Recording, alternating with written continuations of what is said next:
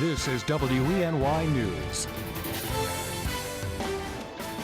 Hello there, and thanks for clicking on the webcast. I'm Ross DiMattei. Here's the latest from WENY News and the Star-Gazette.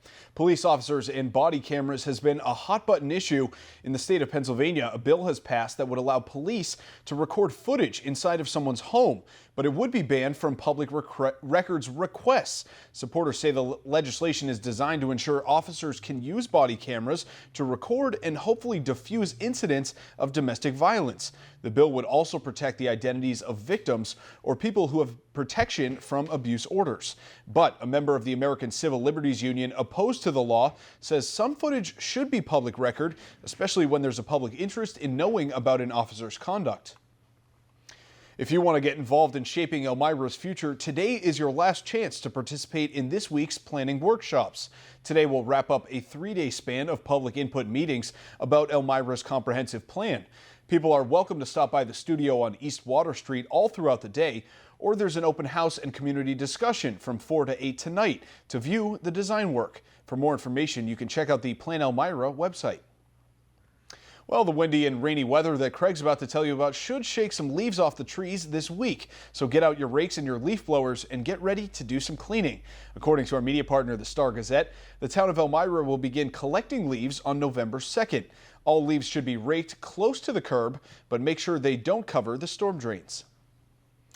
If an injury, illness, or surgery has ever landed you in the hospital, you know recovery isn't always a walk in the park afterwards. Well, now Governor Cuomo wants to make sure you're well taken care of. The governor signed the Caregiver Advise, Record, and Enable Act this week. It will allow patients to formally designate a caregiver before they leave the hospital or are transferred to another facility. It also requires hospitals to provide caregivers with instruction or training on how to perform tasks for the patient at home. And now here is meteorologist Craig Flint with a look at today's forecast. Hey there, Craig. Good morning, Ross. Good morning, everyone. Let's get right to the forecast because as we head through the course of the day today, we've got some strong wind gusts and some periods of rain that will move through. But I think the bigger facet, bigger story with this particular system will be strong wind gusts. Now, let's talk rain first because that's pretty simple. It'll be periods of rain, kind of light, spotty at times, and maybe something a little bit more moderate moving through at times. But the winds will start to pick up as we head through the afternoon. I think sustained wind gusts, or sustained wind speeds, actually, without any gusts, will be between 15 and 30 miles per hour. However, higher elevations, Finger Lakes, northern tier, have the potential for gusts to exceed 40 miles per hour. And I wouldn't be surprised if a few highest elevations get wind gusts in excess of 50 miles an hour, especially as we head into this evening, as we will have some thunderstorms that come through. Kind of a line of thunderstorms develops and moves through this evening. Now, here's the thing. It's already going to be windy. So these thunderstorms have the potential to produce strong wind gusts in and of themselves.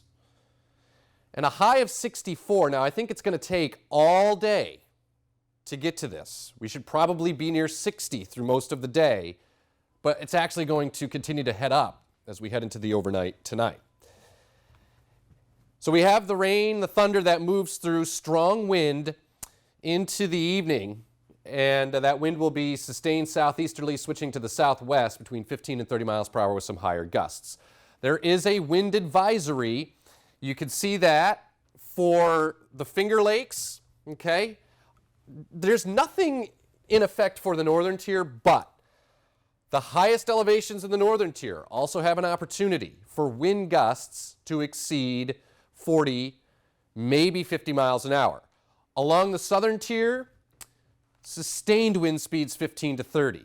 So there's the wet weather. We just mentioned the rain moving through. And at times, it'll be light. At other times, it'll be something a little bit more moderate coming through. But watch as we head into this evening, right here. See the beginnings of this? Watch that line as it quickly moves through. That's that squall line of thunderstorms that develops and will be moving through. And again, along this line, there's a potential for strong wind gusts too. Then we get into Thursday. It's still going to be windy. Okay, we're still going to be noticing a sustained southwesterly wind 15 to 30 miles an hour. There will be some rain in the morning, and then we should get into the storm's dry slot, which means we may actually get a little bit of sunshine out here later Thursday, but it will be turning cooler. Here's your 7-day forecast, and you can see that. So 62, that happens in the morning. Only 49 Friday. Halloween, all treats, no tricks. Ross, you going to take your costume off for Halloween? Just kidding, just kidding. Hey, don't forget to fall back Saturday night and Sunday, and then it's milder into early next week. Is that a little El Nino effect going on that we're getting? Is that why we're still staying in the 60s here? No.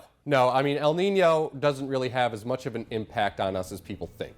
Yes, it does have an impact, but it's more of an indirect impact than a direct impact. Okay. Well, thank you so much, Craig, for the latest news, weather, and sports. Be sure to watch WENY News at noon, 5:36, and 11. And don't forget to pick up a copy of today's Star Gazette. I'm Ross DiMattei. Have a great Wednesday, and stay dry, everyone.